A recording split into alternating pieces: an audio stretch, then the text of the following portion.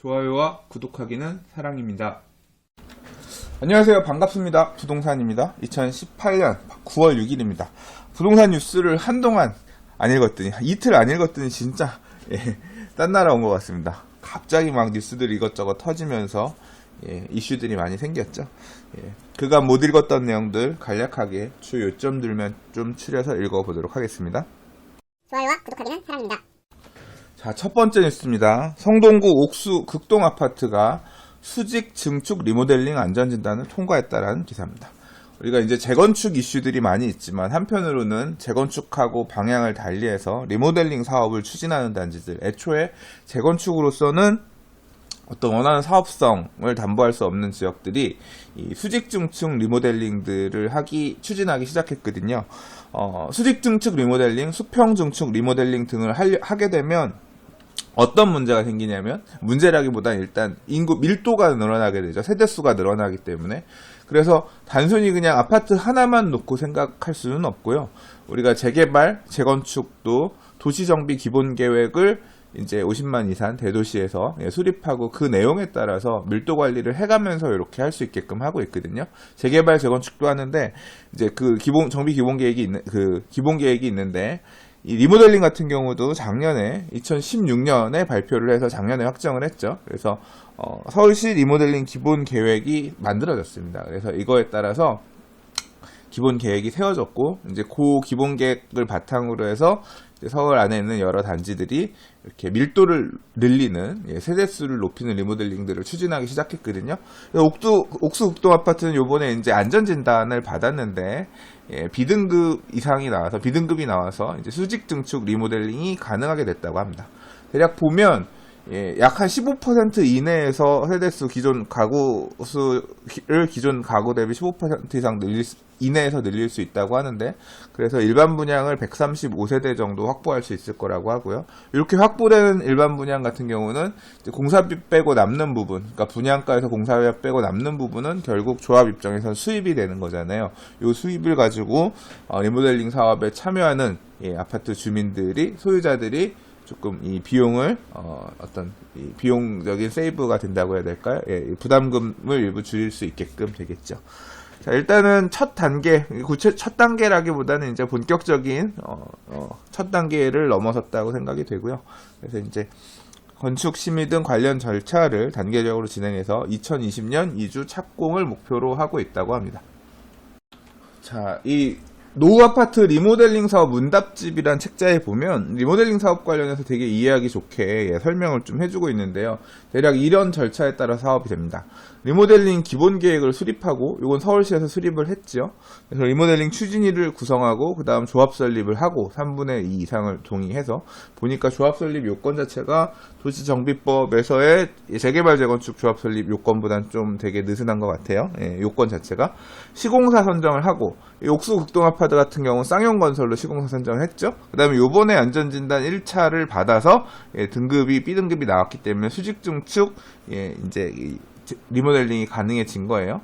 다음에는 이제 뭐 도시계획 건축심의, 그 다음에 권리변동 계획 수립, 여기 이제 뭐 관리처분 계획이든 이겠죠. 변동 계획 수립하고, 그 다음에 사업계획 행위허가 받고, 그 다음에 그에 따른 총회, 권리변동 총회하고 2주 철거 하고 안전진단 2주하고 나서 한 다음에 착공 준공, 뭐 이런 단계로 간다고 합니다. 지금 시점은 어디까지 왔다? 여기 안전진단 1차까지 왔다 보시면 되고요.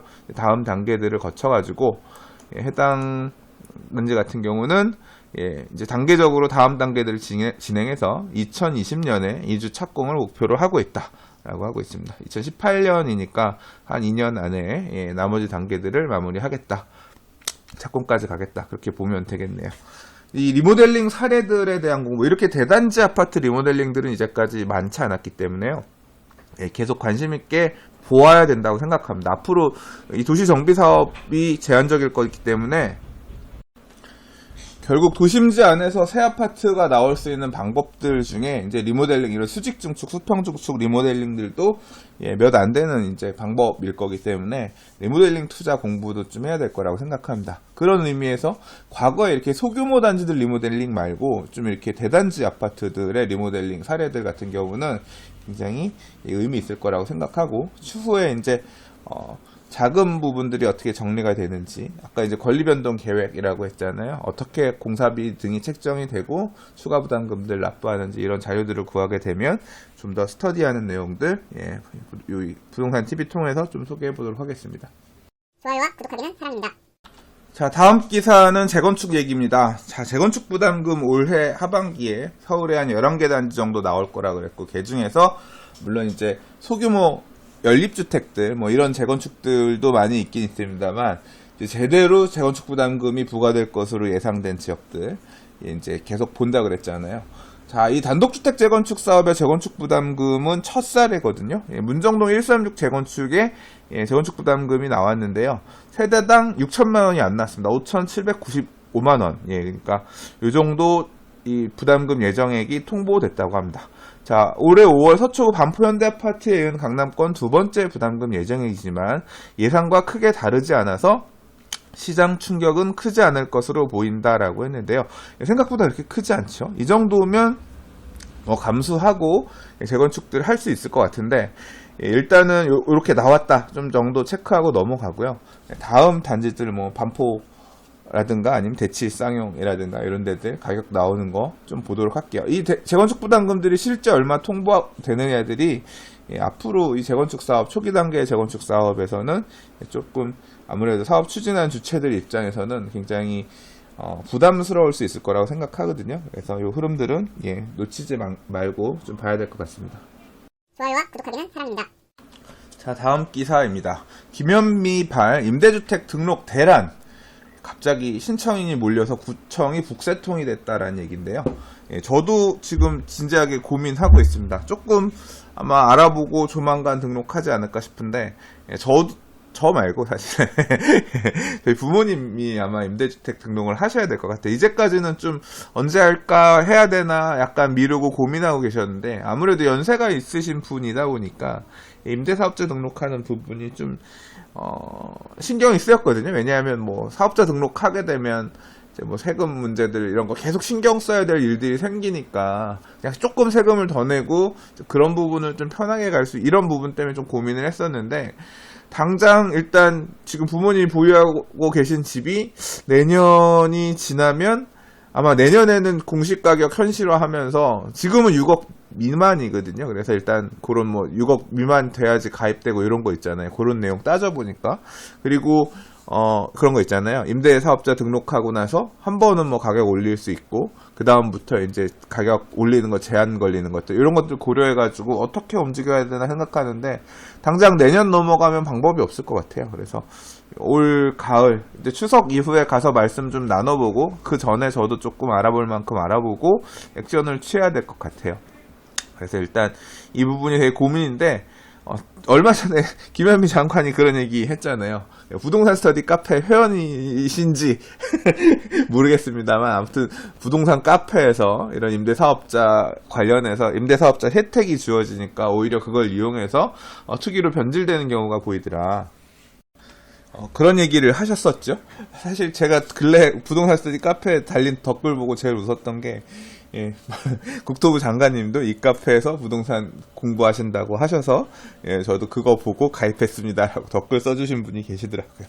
좀 너무 웃겼어요.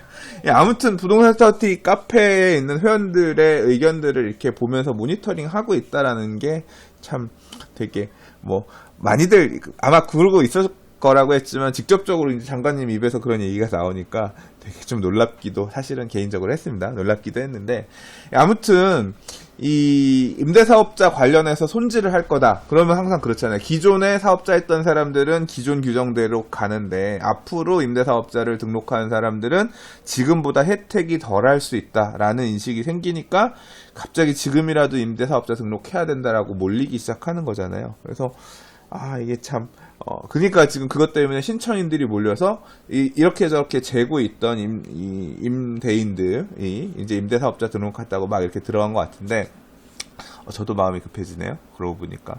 자, 아무튼 그런 상황이다. 근데 이 임대사업자를 어떻게든 아무튼 뭔가 손을 보긴 할 것 같습니다. 기존에 주어졌던 세제 혜택들 이런 것들을 좀 줄이는 형태로 손을 보긴 할 것 같은데, 조만간 뭐 나올 대책에 아마 포함되지 않을까 싶은데요.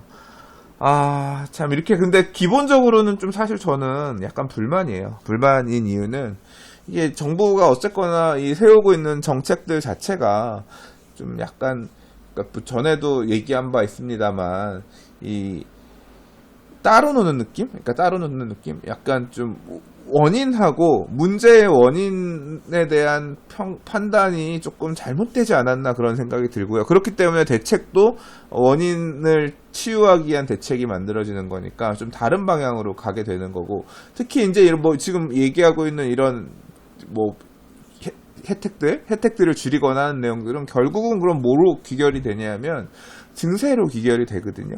그러니까 만약에 이제 임대 사업자에 대한 혜택이 줄어들고 임대 사업자 등록을 안 한다라고, 그러면 이렇게 혜택 없고 하면 뭐하러 임대 사업자 등록하냐, 그냥 세금 내고 있자라고 하면, 세금을 많이 내는 임대인들 같은 경우는 결국 할 수 있는 카드는 집을 파는 카드일 수도 있겠지만, 반대로 많이 내는 세금을 세입자한테 전가하는 형태로, 단기적으로는 전가가 안 되죠. 시장이 포화 상태가 되고 물건들이 많고 그런 상태에서는 단기적으로는 임대인이 전가를 못하지만, 이런 임대료 전가는 사실 시간을 두고 하거든요.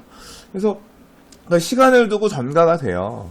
이게 결국은 서울 안에서 역세권 주변에 사람들이 살고 싶은 새 아파트들, 인기주택들, 이런 것들은 일단 공급 자체가 무한히 늘어날 수 있는 게 아니기 때문에, 기본적으로 우리 같은 동네 안에서도 다세대 주택이랑 아파트랑 전세 가격 차이 나고 월세 가격 차이 나고 차이 많이 나잖아요.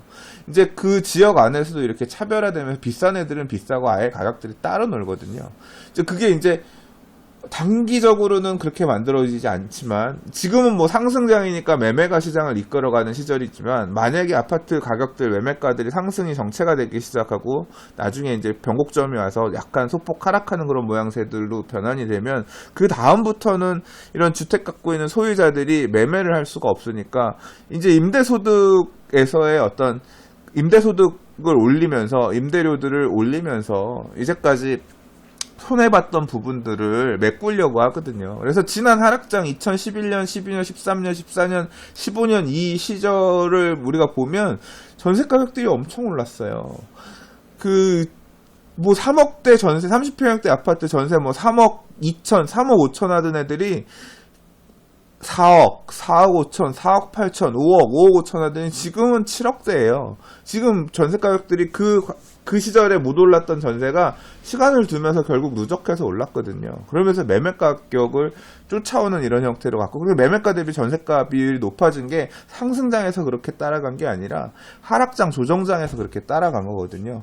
그러니까 지금 이런 식으로 조세가 많이 부담되게끔 하면 그 부분들은 결국 장기적으로는 임대 가격이 급상승하게 되는 어떤 원인으로 저는 작용을 할 거라고 생각합니다. 임대인들은 당장은 되게 힘들고 불쾌하겠지만, 장기적으로 자기들이 그렇게 시장을, 임대 물건들, 임대 주택들을 쥐고 흔들 수 있는 어떤 힘이, 어떤 시장적인 환경이 되면 그렇게 가게 된다는 거죠. 정부가 증세를 통해서 이렇게 시장을 흔들려고 하는 정책이 저는 참 그렇게 유쾌하진 않고, 솔직히 말해서 좀 못마땅해요. 못마땅한 이유는 승자가 없는 게임이니까. 임대인도 임차인도 그리고 정부도 결과적으로는 승자라고 할 수가 없어요. 뭐 세금 많이 걷으니까 정부가 승자일 거라고 생각하지만, 결국 도입한 목표를 이루지 못하고 불필요하게 세금만 많이 걷는다고 하면 그 또한 일종의 어떤 부적절한 개입이고 성공한 거라고 볼 수는 없으니까요. 좋아요와 구독하기는 사랑입니다. 자, 정부가 주택 공급을 확대하겠다라는 827 대책에서 공공주택지구 30곳, 36,000여 가구를 늘리겠다 이런 얘기 발표하고 나서 주택 공급 얘기가 이번 주 들어 본격적으로 나오기 시작했습니다. 그래서 뭐 과천 일대 그린벨트 풀어서 서울 안에서도 어디에 할 거냐, 강서, 뭐 강남 쪽, 양재 쪽 등등 막 여러 가지 얘기들이 좀 나오고 있습니다. 자, 정부가 20일 전후로 해서, 20일 전후면 이달 이제 중순 이후네요. 공공택지를 공개할 예정이라고 하는데, 자, 이 어쨌거나 공급 대책에 대한 얘기들을 본격적으로 하고 있고요. 지금 그 내용이 나오고 나서 각종 커뮤니티들, 특히 이제 부동산 스터디 커뮤니티 같은 경우는 참 말이 많습니다. 예, 뭐 예를 들자면 그린벨트를 해제해서 주택 공급을 이렇게 하겠다는 게 불만이다. 왜 그린벨트를 해제하느냐. 일종의 환경을 막 보호하는 그런 목소리가 커진다라고 해서 그런 목소리를 내고 있다라고 해서 부동산 스터디 카페에 그린벨트 해제하면 안 된다라는 주장을 하는 회원들을 비아냥대는 그런 막 짤방도 만들어져서 돌아지기도 하고요. 부동산 스터디 카페가 무슨 환경단체가 되었다면서 뭐 이런 식의 비아냥도 보이는 것 같더라고요. 그러나 가장 큰 관심사는 결국 그겁니다. 그린벨트를 풀겠다라고 했고, 풀어서 공공주택지구를 추가 공급하겠다라고 했으니까 하긴 할 것 같은데요. 어디에 할 거냐가 사실은 제일 핵심입니다. 어디에 할 거냐. 강남, 서초, 은평 뭐 얘기들이 지금 거론되고 있는데요. 자, 보시면 여기 그린벨트 지도인데 녹지로 표현되어 있는 이런 부분들이네요. 뭐 서초라든가 강남 쪽, 서초구 같은 경우는 우면지구 기존에 있었던 우면 내곡 뭐 이런 지역들, 강남 세곡이라든가 그런 라인들, 또는 이제 송파 인접해 있는 이런 지역들 좀 정부에서는 풀어서 과거에 위례 신도시를 공급했던 것처럼 어떤 공공주택지구 좀 풀어가지고 주택 공급들 말 그대로 강남이라든가 인기지역에 쏠리는 수요를 분산해 줄 수 있는 공급량들을 일단 만들어서 내놓고 싶어하는 마음인 것 같고요. 또 전문가들이 계속 이런 주택 공급이 문제니까 공급을 해야 된다 그런 목소리를 많이 내기도 했죠. 어디가 될 거냐 이거에 따라서 지금 사실 혼란스러운 상황이고 말도 많은 편이긴 합니다. 한편으로는 서울시에서는 좀 입장이 계속 약간 다른 것 같아요. 이 수도권, 뭐 예를 들자면 서초 넘어가서 이 동작에서 사당 넘어가면 요 너머에서 남태령 넘어가면 과천 쪽에 가면 요번에 이제 지식정보타운 공급하게 됩니다만 그 주변에도 또 이제 넘어가는 쪽에 그린벨트들 있잖아요. 그런 데까지를 더 과감하게 풀어서 그 일대의 강남 수요들을 좀 받아줄 수 있을 만한 그런 공공주택지구를 지정하겠다 이런 얘기도 있는데 당장 만약에 그런 주변에 그런 물량들이 많이 공급이 되게 되면 쏠리게 되면 그 주변에 있는 지금 현재 높은 가격들의 어떤 아파트를 갖고 있는 사람들 입장에서는 저가의 그런 공급 물량들이 많이 들어오기 시작하면 유쾌할 일이 없겠죠. 이제 그런 이유 때문에 이렇게 이 주변으로 그린벨트를 풀어서 주택지가 늘어나는 게 우리 동네에 득이 될지 또는 실이 될지 이 계산을 따져보는 어떤 그런 이해관계에 따라서 계산을 해보는 이제 이런 분들도 생기는 것 같고요. 근데 이제 당장 인서울을 기준으로 놓고 보면 서울시에서는 여전히 그린벨트 푸는 부분에 대해서는 조금 부정적인 것 같아요. 그러니까 그린벨트는 좀 남겨두고 서울 안에서도 주택 공급 확대를 하기 위한 노력을 하겠다. 다만 그린벨트 푸는 건 아니었으면 좋겠다라고 하면서 뭐 이런 식의 얘기를 합니다. 서울시 도심 유휴지 찾아서 공급을 늘리겠다. 그린벨트는 최후의 보루다라고 해서 자, 정부의 주택 공급 확대 정책에 서울시도 동의하고 있는데 우선 도심 유휴지 등을 이용해서 주택 공급을 늘리는 데 적극적으로 협조할 예정이다. 그래서 상업지역, 준주거 지역에서 주거 면적을 제한하는 것을 규제해서 주택 비율을 높여 하는 방안이 거론되겠다. 근데 그린벨트 해제에는 신중해야 되는 입장을 고수하고 있다라고 합니다. 그러니까 내용은 이겁니다. 이 서울시 입장은 그린벨트를 풀어가지고 신규 주택지들을 서울시 거 땅을 떼가지고 만들어내는 부분에 대해서는 부정적이다. 근데 이제 서울 안에서 일반 상업지역이나 준주거 지역 같은 경우는 보통 이제 업무시설들, 그러니까 오피스텔이나 오피스를 짓기 위한 이런 것으로 이제 용도가 정해져 있는 땅들이 많이 있는데 이런 데를 정비를 할 때 주상복합 아파트, 그러니까 아파트를 공급할 수 있도록 이제 어떤 규제들을 완화해주는 형태로 해서 하게 되면 도심지 내에 이런 주택들 공급을 늘릴 수 있지 않겠냐. 그런 방향으로서 주택 공급 확대하는 방법을 서울시는 좀 도와보겠다. 이런 식으로 지금 스탠스를 보이고 있는 것 같습니다. 뭐 지금 정리가 되는 거는 서울시랑 이 국토부랑 정리를 해서 서로 협의를 해가지고 어느 정도 안을 협의가 될지 이제 그 내용을 가지고 아마 이번 달 하반기 정도에 또 제대로 된 부동산 대책이 나오면서 그 내용이 포함될 것 같긴 한데요. 포지션 이런 거고요. 한편으로는 이제 저도 되게 계속 궁금했던 거, 어떻게 서울시는 생각하고 어떤 식으로 나올까 싶어서 계속 봤던 거. 왜냐하면 얼마 전에 이제 이해찬 민주당 대표가, 당 대표가 재개발 등을 통해서 주택 공급하는 부분에 대한 언급도 했거든요. 근데 서울시 또는 이제 정부의 이 도시 정비 사업의 방향은 재개발 쪽이 아니거든요. 그러니까 재개발이라고 하는 거는 1만 제곱미터 규모 이상의 토지를 싹 다 헐고 전면 정비하는 형태의 정비 사업이란 말이에요. 근데 정부에서도 도시재생 뉴딜 사업을 추진할 때나 아니면 이제 서울시에서도 기존에 이제 도시재생 사업을 할 때 이런 전면 철거 중심의 정비 사업은 배제하고 갔단 말이에요. 이 국토부에서 도시재생 뉴딜 사업 지역을 선정할 때도 재개발 재건축과 같은 전면 철거 사업이 포함된 도시재생 계획을 넣으면 지정 안 한다고 했고 실제로 안 했고, 특히 국토부 같은 경우는 요번에 도시재생 뉴딜 사업 2018년도 사업지 선정하는 과정에서 지가가 불안해질 수 있을 만한 이 도시재생 사업들, 이렇게 동네 말 그대로 벽에 페인트 칠하고 소소하게 고치는 거 이런 거 외에 좀 대단히 개발이 필요한 뭐 독산동 우시장이라든가 아니면 장안평 자동차 이런 지역들의 도시재생 사업은 이 도시재생 뉴딜 사업 그걸 선정을 안 했단 말이에요. 그러니까 이 가격, 결국 재개발 재건축이 가격을 더 불안하게 할 요소가 있을 수 있다고 보기 때문에 재개발 재건축을 통한 공급을 어떻게 건드릴 거냐, 당대표가 그런 얘기가 한 적이 있어서 재개발도 건드릴 거냐 싶어서 사실 봤는데, 제 보도자료들 여러 언론에 지금까지 나오는 내용들을 보면 그런 얘기는 없어요. 그러니까 결국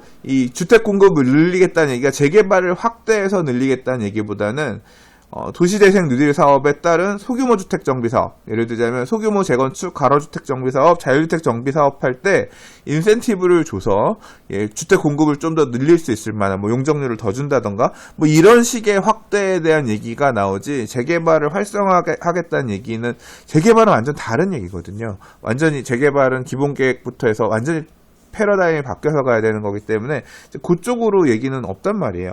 그리고 특히나 또 최근에 들리는 건, 이제 저도 언론사 기자분들이 뭐 재개발 관련해서 문의하실 게 있어서 전화를 주시면 국토부 쪽에서 무슨 얘기가 나왔는데 이게 어떻게 보냐 뭐 이런 질문을 해주면서 국토부가 이런 것들 지금 생각하고 있구나 간접적으로 얘기를 듣는 부분이 있는데, 그런 내용에 보면 재개발 사업에 대한 추가 규제들도 얘기가 나오고 있거든요. 제가 이번 영상 찍고 그다음 재개발 사업에 대한 추가 규제에 대한 별도의 영상을 하나 더 찍으려고 하는데요. 그러니까 기본적으로 큰 트렌드는 재개발이나 재건축과 같은 정비 사업은 막겠다라는 그 방침이 변하지는 않는 것 같아요. 결국 재개발 재건축 지금 이렇게 막 과열되어 있는 상황에서 재개발 재건축을 다시 활성화하겠다는 방향으로 돌아서면 부동산 가격에 더 이 기름을 붓는 그런 격이 될 수 있을 거다라고 조금 되게 고민하고 있는 것 같습니다. 그래서 이 공급 정책의 지금 큰 방향은, 그렇게 본다고 하면 공급 정책의 큰 방향은 서울시 안에서는 도심지 안에 있는, 이게 결국 주어진 용적률, 일반 상업 지역이나 준주거 지역 같은 지역에 주어진 용적률 하에서 용적률을 더 늘리기보다는 기존 용적률에서 주거 아파트를 원래 뭐 5대5 지을 수 있었던 게 아파트가 7을 지을 수 있게끔 한다거나, 뭐 7대3 오피스가 7이고 주택이 3 이 정도 지을 수 있던 지역을 뭐 아파트가 7, 업무가 3 이런 식으로 해서 주택 비율을 늘리는 형태로 해서 아파트를 많이 지을 수 있도록 어떤 그런 방식을 보겠다라는 게 서울시가 지금 하고자 하는 방향인 것 같고, 또는 도시재생 뉴딜 사업할 때 뭐 다세대주택 빌라 짓거나 이런 거 할 때 용적률을 좀 더 얹어주는 가로주택 정비 사업을 통해서 소규모 아파트를 지을 때 용적률을 더 얹어줘서 주택수가 늘어나게끔 하는 이런 정도로 지금 서울시는 생각하고 있는 것 같고, 국토부에서는 서울 주변에, 특히 강남 주변에 인기 지역의 그린벨트를 풀어서 꼭 강남에 있는, 말 그대로 서초구 강남구에 있는 그린벨트를 풀어서 집을 지으면 더 좋겠지만, 만약에 안 된다고, 그건 이제 계속 협의를 해보겠지만, 경기도 쪽 같은 경우는 서울에 인접해 있는, 강남에 인접해 있는 그린벨트를 풀어서 평균주택 공급을 하겠다라는 시그널을 확실히 주고자 한다.